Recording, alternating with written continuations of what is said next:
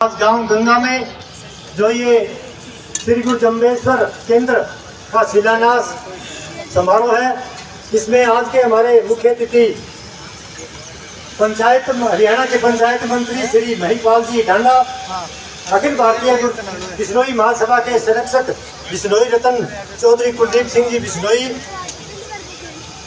Hisar, Haryana marketing board के chairman Chaudhary Aditya Devlal जी, पूर्व विधायक चौधरी सहीराम जी धारणिया, मंच पर विराजमान समाज के प्रबुद्धजन, मेहमान, आए हुए सभी साथियों, आप सभी का आज इस कार्यक्रम में पहुंचने पर बिश्नोई सभा मंडी डवाली, बिश्नोई सभा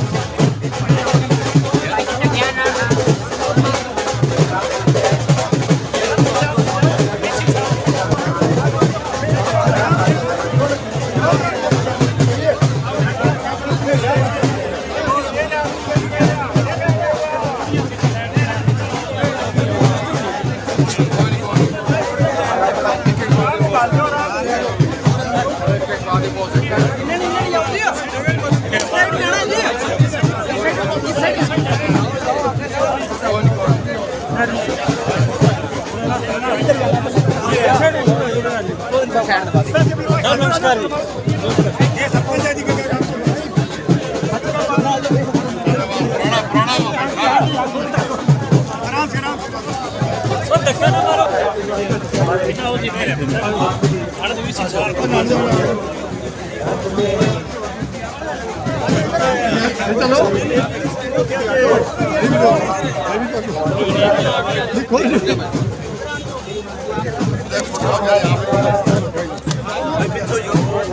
धनिया वाला धनिया भी हो गई पूछो जो थोड़ा सा एक मिनट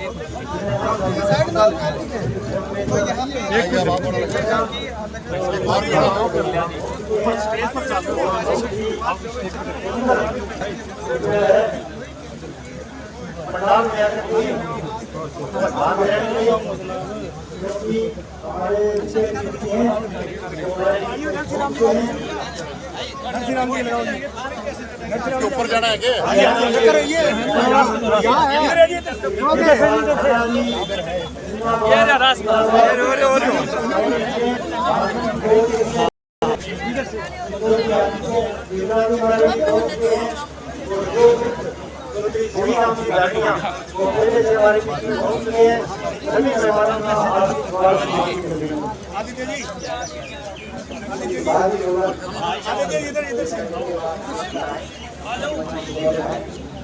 रोके रखिए एक बार ज्यादा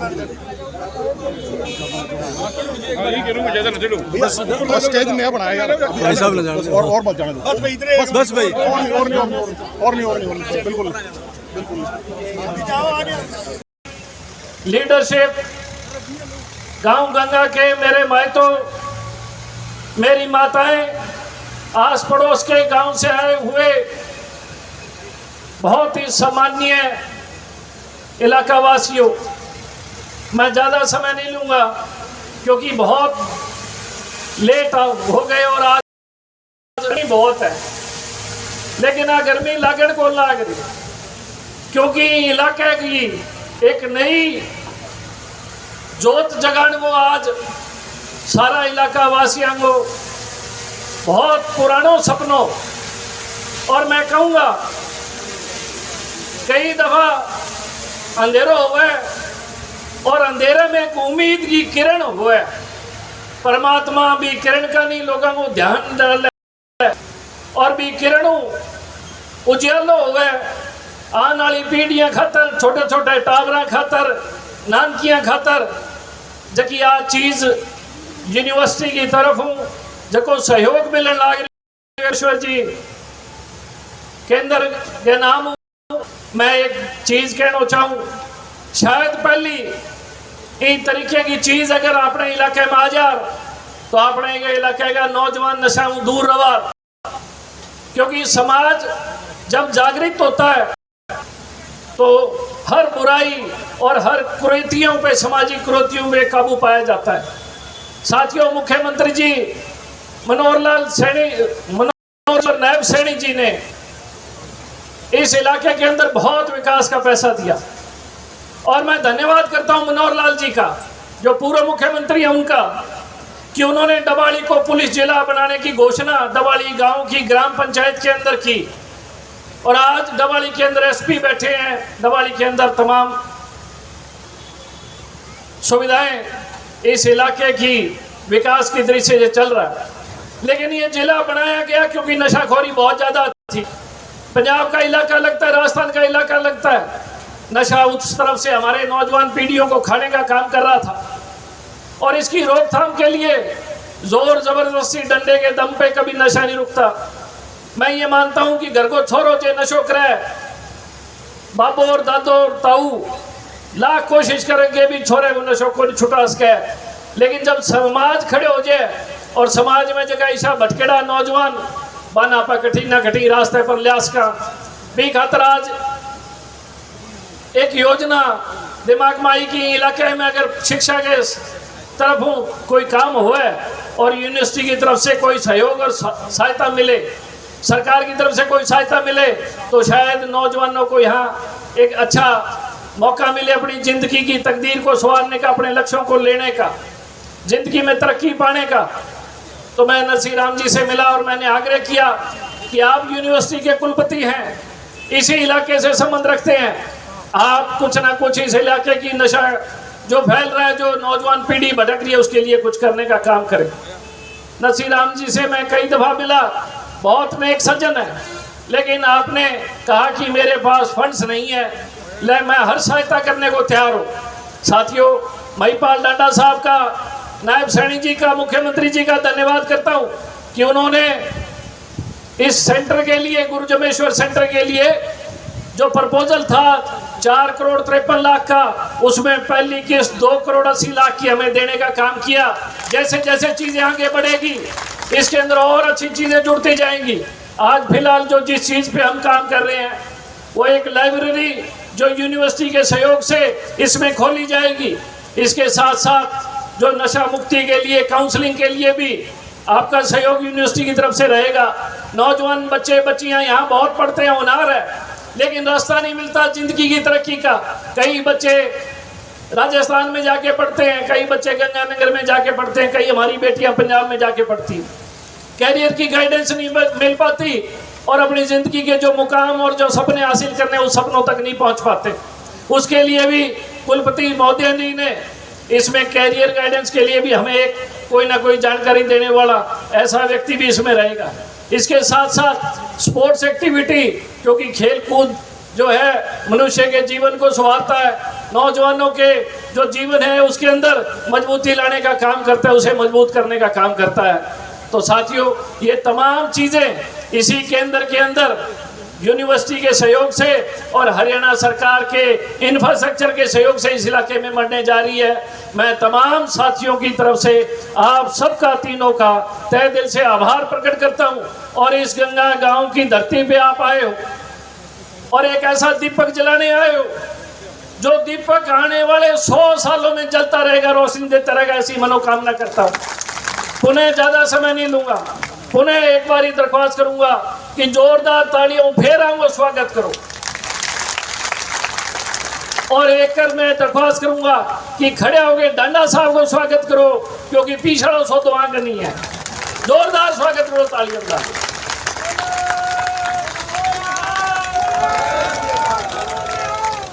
महिपाल जी बहुत दूर स्पेशल आपने प्रोग्राम खातर आया। प्रेस के साहिबान, बुजुर्गों, माताओं, बहनों, नौजवान साथियों, प्यारे बच्चों, सबसे पहले तो आज के भव्य कार्यक्रम के लिए, इस आयोजन के लिए और इस सोच के लिए मैं भाई आदित्य चौटाला जी को बधाई देता हूँ, मुबारकबाद देता हूँ। ये सोच, ये धारणा और ये कार्य अपने समाज से बाहर होके किसी और समाज की रखना ये कोई साधारण आदमी के बस की बात नहीं। आपके इलाके की किस्मत है, आपके इलाके का सौभाग्य है कि आपको भाई आदित्य चौटाला जैसा नुमाइंदा मिला। मैं गहराइयों से आभार व्यक्त करता हूं बहुत ही ओजस्वी नेता, बहुत ही जुझारू नेता श्री महिपाल ढांडा जी का, कि जो इतनी गर्मी में इतनी कीमती समय निकालकर, एक एक मिनट कीमती होता है, और इतनी दूर हमारे गंगा गांव में चल के आए हैं। इसका मैं अपनी ओर से, समाज की ओर से, गंगा गांव की ओर से दिल की गहराइयों से आभार व्यक्त करता हूं, धन्यवाद करता हूं। मुझे कागज पकड़ाया गया जिसमें बताया कि यहाँ पे ये जो श्री गुरुजम्बेश्वर उत्कृष्टता केंद्र की स्थापना हो रही है, उसमें क्या क्या बनाया जाएगा। 4 मुख्य बिंदु बताए गए, चाहे वो प्रार्थना ध्यान हाल है, चाहे योग केंद्र है, पुस्तकालय है, या नित्यम सेवा केंद्र है। साथियों, ये साधारण चीजें नहीं, एक एक चीज से हमारी आने वाली पीढ़ियों को लाभ मिलने वाला। इसको मैं केंद्र कहूं तो गलत नहीं होगा, इसलिए इसको सिर्फ एक बिल्डिंग समझ के हमें नहीं रहना। जब बिल्डिंग तैयार हो जाए, इसका लाभ हमें लेना, ताकि हमारी आने वाली पीढ़ियों के लिए, हमारे आने वाली नस्ल का उद्धार हो सके। यही सोच लेके चौधरी भजन लाल जी ने भी, जैसा अभी नरसिंह जी बता रहे थे, गुरुजम्बेश्वर यूनिवर्सिटी के नौजवानों को मैं बता रहा हूं कि गुरुजम्बेश्वर यूनिवर्सिटी की स्थापना स्वर्गीय युग पुरुष बिश्नोई रतन चौधरी भजन लाल जी ने की। चौधरी भजन लाल जी की सोच थी कि हमारा समाज जो पर्यावरण क्षेत्र में, जो उत्थान क्षेत्र में, जो जीव रक्षा के लिए जाना जाता है, वृक्षों की रक्षा के लिए जाना जाता है, या ज्ञान के लिए जाना जाता है, उसका भी नाम हमारा आने वाली नस्लों तक पहुंचे, और जिसकी एक कड़ी आज हमारे को यहाँ देखने को मिल रही। साथियों, मैं जहां जाता हूं, मैं एक बात अवश्य कहता हूं कि हमारे समाज में जो शिक्षा, जो ज्ञान गुरु जम्बेश्वर भगवान जी दे गए, उसको सिर्फ समाज तक सीमित मत रखिए। बहुत नौजवान उसको समझते, मैं सोशल मीडिया पे देखता हूँ कि बिश्नोई हमारा ये सिर्फ बिश्नोइयों के लिए है, 29 नियम या बिश्नोइयों के उत्थान के लिए चीजें। गुरु जम्बेश्वर भगवान ने ये 29 नियम या ये ज्ञान की बातें, ये मानवता के कल्याण के लिए बनाई। इसको सिर्फ समाज तक सीमित मत रखो। ये ज्ञान केंद्र जैसे बना, ये ज्ञान केंद्र सिर्फ समाज के लिए नहीं है, ये सभी 36 बिरादरियों के लिए है। एक बात, एक कहानी मुझे इस पर याद आ गई। एक संत के 2 शिष्य थे, दोनों बहुत इंटेलिजेंट थे, दोनों बहुत लगनशील थे। तो एक बार गुरुजी ने उनको 2 बक्से पकड़ाए, छोटे छोटे, और उसके अंदर उन्होंने गेहूं डाल दी और कहा कि मैं अभी 1 साल के लिए मैं तीर्थ पे जा रहा हूँ, दोस्त, तो इनको गेहूं को अब संभाल के रखना, ये खराब नहीं होने चाहिए। गुरुजी चले गए, तो पहले शिष्य ने उस डब्बे को जिसमें अंदर गेहूं थी वो मंदिर में रखा, और रोज 1 साल तक वो उसकी पूजा करते रहे भगवान के साथ साथ। उस गेहूं खराब नहीं होनी चाहिए। दूसरे शिष्य ने उस गेहूं के डब्बे से गेहूं निकाली और उसको बीजना शुरू कर दिया। उसका बढ़िया कई गुना मल्टीप्लाई हो गई। तो जब 1 साल के बाद गुरु आए, उन्होंने कहा, लाओ भाई मेरी वो गेहूं के डब्बे किधर है, कैसे क्या पोजीशन है उनकी। तो पहला शिष्य लाया, डब्बा खोला तो गेहूं सड़ चुकी थी, कीड़े पड़ चुके थे उसमें। और दूसरा शिष्य आया, वो कई बोरियां लेके आ गया साथ में। तो गुरु महाराज ने कहा कि शिष्य ने मेरे ज्ञान को उसको समझा, व्यवहारिक रूप दिया। तो यही मैं आपको समझाना चाहता हूँ कि गुरु महाराज के ज्ञान को सिर्फ डब्बे में बंद मत रखिए, इसको फैलाइए और समाज के रूप में।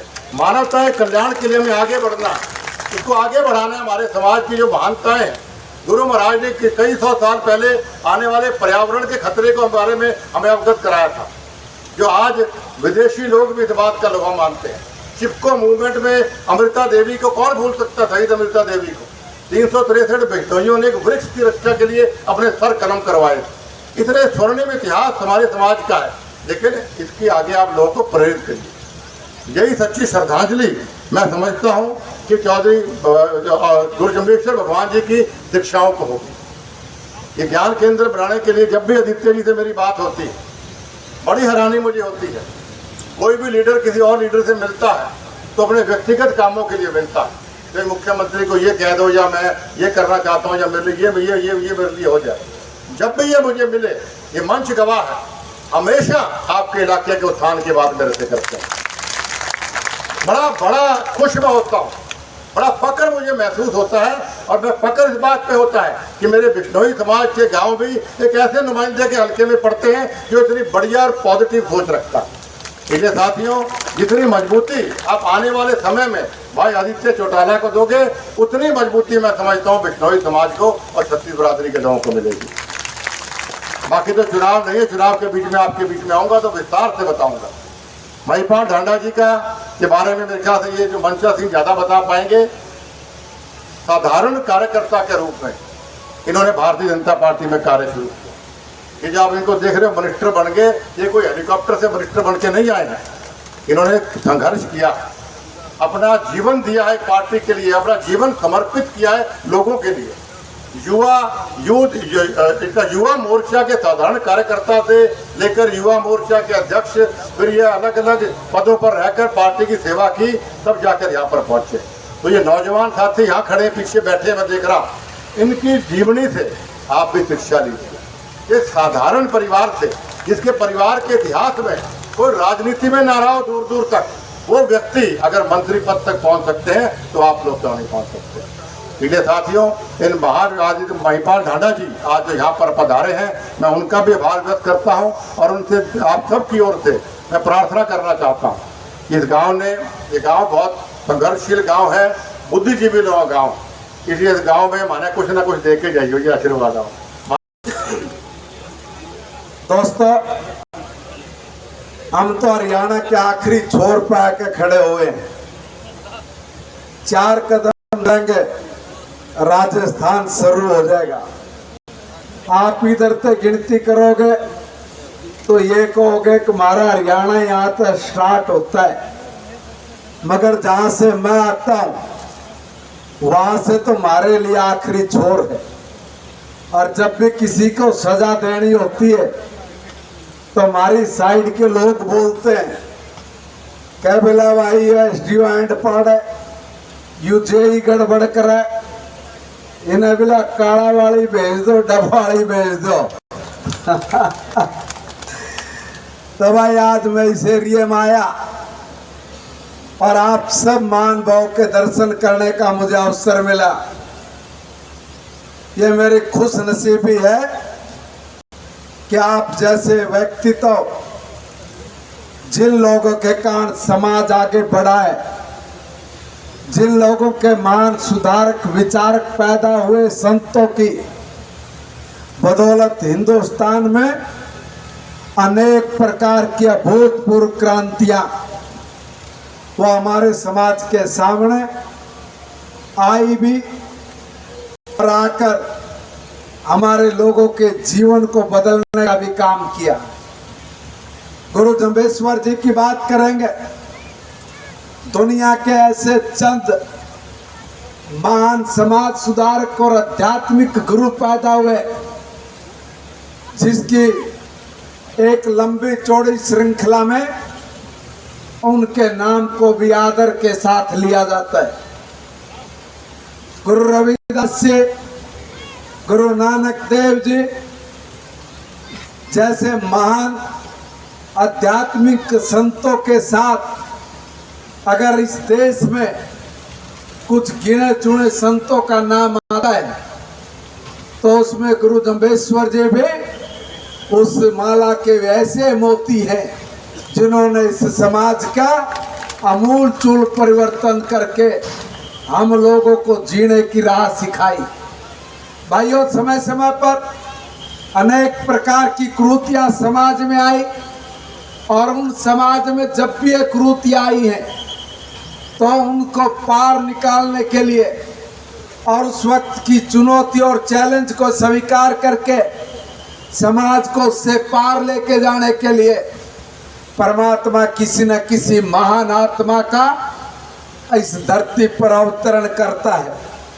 और ऐसे अवतरित महापुरुष जब ये हमारे इस धरती पर पैदा हुए तो उस समय समाज की कुरीतियों को उन्होंने जितनी बारीकी से देखा, समझा और तब उस वक्त के समाज में यह निर्णय लेने का फैसला किया कि अगर हम लोग कुछ नियम बना के अनुशासन में रहकर अगर हमने अपने काम को सैद्धांतिक रूप से करने का विचार बना लिया तो हमारे ये कुरीतियां नहीं बचेंगे, ये बीमारियां नहीं बचेंगे और हम लोग प्रकृति को भी कुछ देने वाले बनेंगे। शायद कोई संत ऐसा होगा जिसने ये कहा हो कि हम लोगों को प्रकृति की सुरक्षा करने के लिए उसके लिए सबसे पहला काम कि हम लोग जंगल बढ़ाएंगे, हम लोग वन का संरक्षण करेंगे, हम लोग पेड़ पौधों के जरिए अपने समाज को सांस लेने के लायक बनाएंगे। अगर पेड़ ना होते तो आज हमारे फेफड़े भी खत्म हो चुके होते और जो पेड़ कट रहे हैं तो हमारे फेफड़े भी खराब हो रहे हैं। हम लोगों को सांस लेने में दिक्कत किल्लत आ रही है।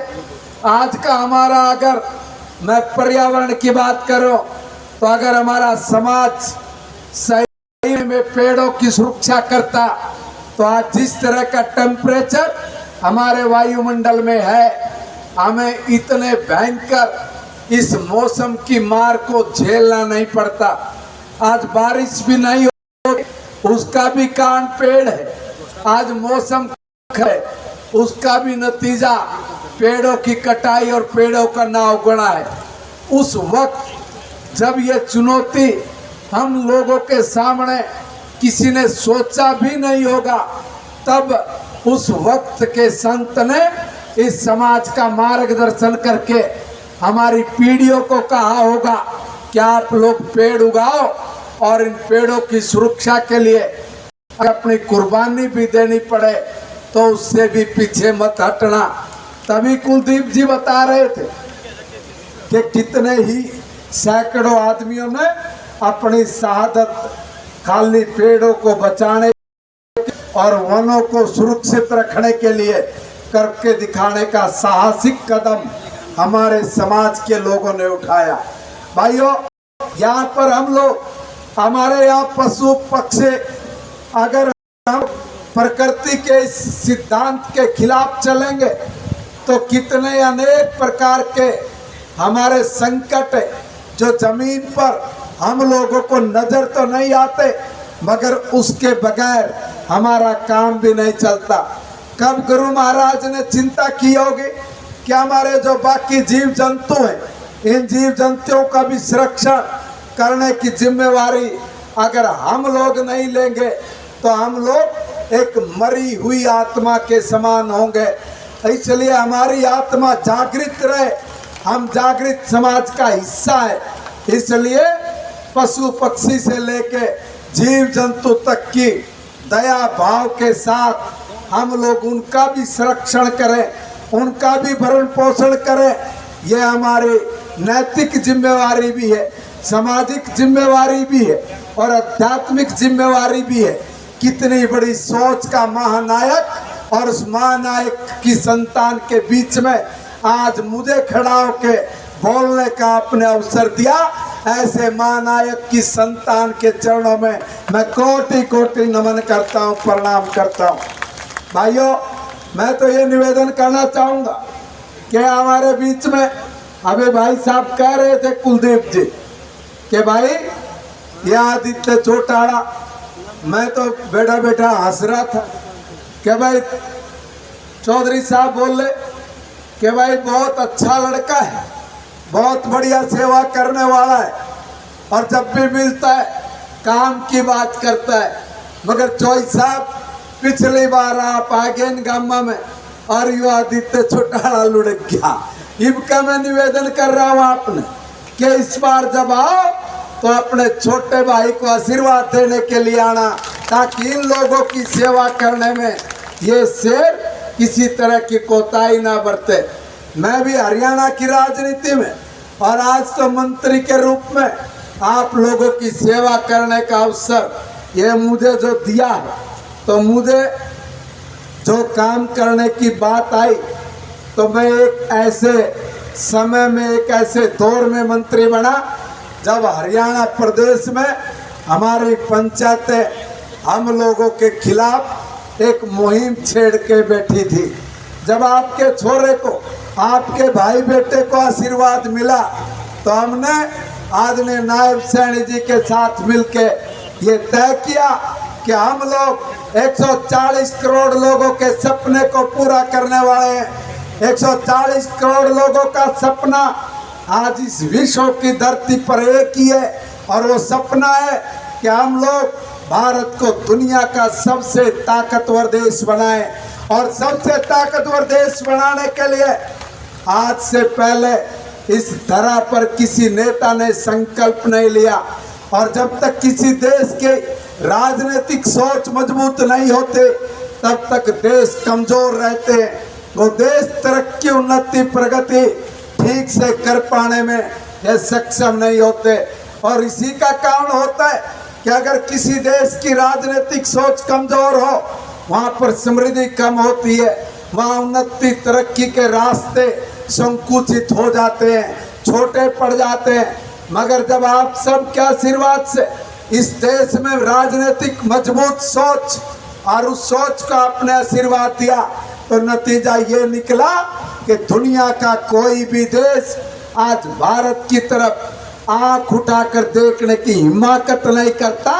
आज हाथ मिलाता है, गले भी लगाता है, और हम आज 140 करोड़ लोग आज उस दुनिया के ताकतवर से ताकतवर देश की कमर भी, उसकी पीठ भी थपथपा कराते हैं। इसलिए मैं कहना चाहता हूँ कि हमारी जो ये लोकतंत्र की सबसे अहम कड़ी, जिसको हम लोग पंचायत बोलते हैं, ये पंचायत अगर मजबूत नहीं होंगे तो हम लोग अपने सपने को अच्छी तरह से साकार नहीं कर पाएंगे।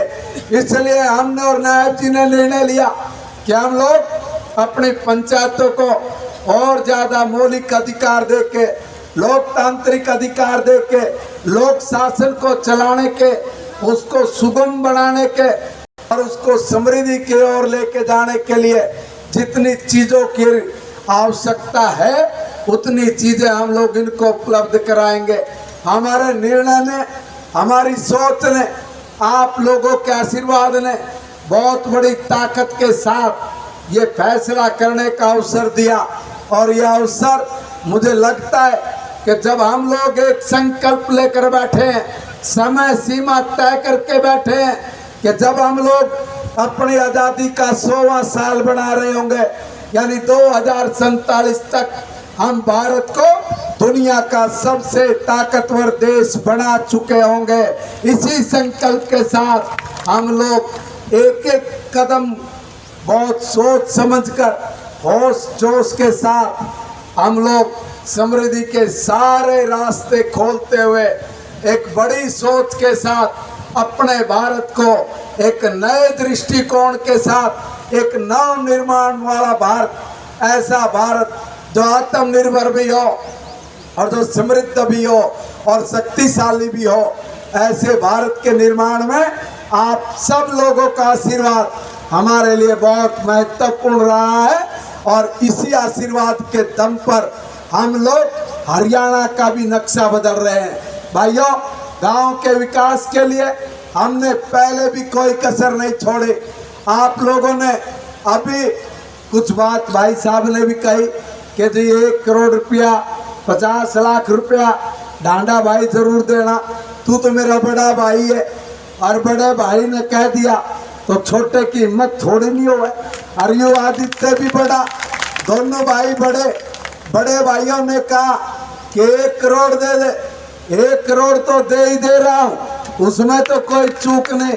आदित्य चौटाला अपने आप एस्टीमेट बनवा के भिजवाना, हमारा एक्शन यहीं पे बैठा है। जो भी काम 1 करोड़ रुपए तक के कहें भाई उसका बना कर एस्टीमेट फटाफट करके भिजवा लिए। एक बात तो ये, मगर मैं एक और बता दूं, हमारी सरकार ने विकास के नए रास्ते और ऐसे रास्ते कि आपने कभी भी नहीं सोचा होगा। अरे मैं ये जब हमारी सरकार बने 14 में तो हरियाणा प्रदेश का 600 करोड़ रुपए का बजट था। गांव 7,000 के ऊपर रुपये देव थे 600 करोड़, और कहते थे कि हमने हरियाणा का नक्शा बदल दिया। हम 2014 में हरियाणा में जब पहली बार सरकार बना के बैठे, हमने 3900 करोड़ रुपए का 2900 करोड़ का बजट था, और आज जब मैं यहाँ पे खड़ा हूँ तो 7200 करोड़ का बजट, उसके आधार पर हम लोग काम कर रहे। और उसी बजट में से अभी आपके गांव का एक फिरनी 4 करोड़ 60 लाख रुपए की, उसका भी आपके गांव में बहुत जल्दी यो आदित्य चौटाला नारियल तोड़ के शुरुआत करने वाला है। भाइयों, वो पैसा मंजूर भी होगा। आपकी फिरनी वो आ गई है 4 करोड़ 60 लाख। अरे कोई सोचा करता, कोई नेता भी आया करता तो हम लोग ज्यादा तो ज्यादा टूट पड़ा कर दे, बेला जी 11 लाख दे दो, 21 लाख दे दो। हमारा एक्शन अभी मैंने बताया क्या गया कान में का साहब 45 लाख से ज्यादा की तो हमने थारे गांव की फिरनी पर लाइट लगवा दी। लाइट ये लोग आया करते, ये कहा करते कि भाई इतने दे दो जी बड़ी मेहरबानी होगी, इतने दे दो जी बड़ी मेहरबानी होगी। हमारी सरकार ने विकास के लिए खजाना पूरा खोल रखा, और बराबर में हमारा छोटा, हमारा तो बेटा है, भाई है भव्य बिश्नोई, मैंने तो उससे भी कहा कि बेटा चिंता मत कर, तू भी शान हमारे समाज की, उभरता हुआ छोरा है, कमर के ऊपर हाथ है। बाबू भी समझदार नेता, माँ भी बढ़िया समझदार नेता। अरे भाई दादा हिंदू हरियाणा प्रदेश का एक ऐसा शानदार नेता राजा रहा। और भाई उस व्यक्ति के नाम से हर जब कहीं भी कोई काम होता है और चौधरी साहब की अगर प्रतिमा ना लगे तो भी बात ठीक नहीं।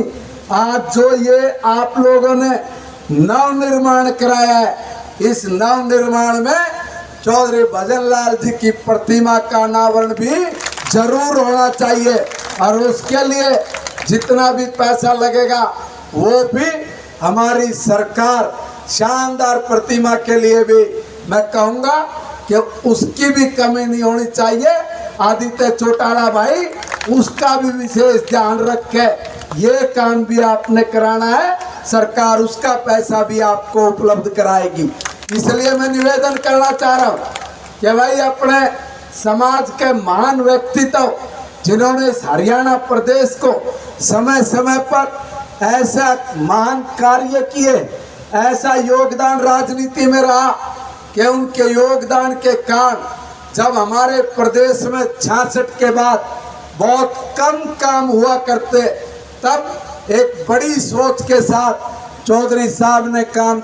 मानसिक स्वास्थ्य सहायक होगा। ये योगिक क्रियाएं विशेषकर युवाओं को नशे जैसी आदतों से बचाने के लिए कारगर सिद्ध होगी। और गुरु जम्बेश्वर जी आध्यात्मिक और धार्मिक और आध्यात्मिक केंद्र में एक पुस्तकालय जो अत्यंत अवश्य अनिवार्य है। और पुस्तकालय में धर्म, पर्यावरण, व्यक्ति विकास से संबंधित पुस्तकें होगी, और अच्छा साहित्य पढ़ने से युवाओं में सोच में सकारात्मक बदलाव होगा, जिससे वह अपने कैरियर और जीवन के बेहतर सोच को पाए। और इसमें जब ऑनलाइन जो लाइब्रेरी होगी, हमारे विश्वविद्यालय के अंदर जो है हम डिस्टेंस एजुकेशन में ऑनलाइन कोर्सेज आजकल कोर्स निकले हुए हैं। हमारे पास में जो कोर्सेज है जो डिस्टेंस एजुकेशन के हैं, और 32 ऑनलाइन कोर्सेज हैं। डिस्टेंस एजुकेशन कोर्स में जैसे बीकॉम है, एमकॉम है, एमबीए है, मास कम्युनिकेशन है, ये ऑनलाइन भी है, डिस्टेंस मोड से भी है। और 17 सर्टिफिकेट कोर्सेज है जिसमें photo editing, video editing, computer, communication, English learning, ये सारे कोर्सेज ऑनलाइन ही हैं। तो हम जब लाइब्रेरी बनेगी उस टाइम तो आरम्भ करेंगे इसके अंदर में। पर मेरी जो सरपंच साहब से यही ख्वाहिश है कि अगर वो हमारे वो लाइब्रेरी पहले अगर पंचायत की ज़मीन पे बना के दे दें तो हम इस हिसाब से जो है इन कोर्सों को जो है यही सेंटर बना देंगे और उनका एग्ज़ाम जो है इसी सेंटर से होगा। और साथ में हमारी जो यूनिवर्सिटी, आपसे अनुरोध है कि हमारी यूनिवर्सिटी की वेबसाइट जाएं और उसमें जो डिस्टेंस एजुकेशन ऑनलाइन कोर्सेज है वो सारे भी देखें।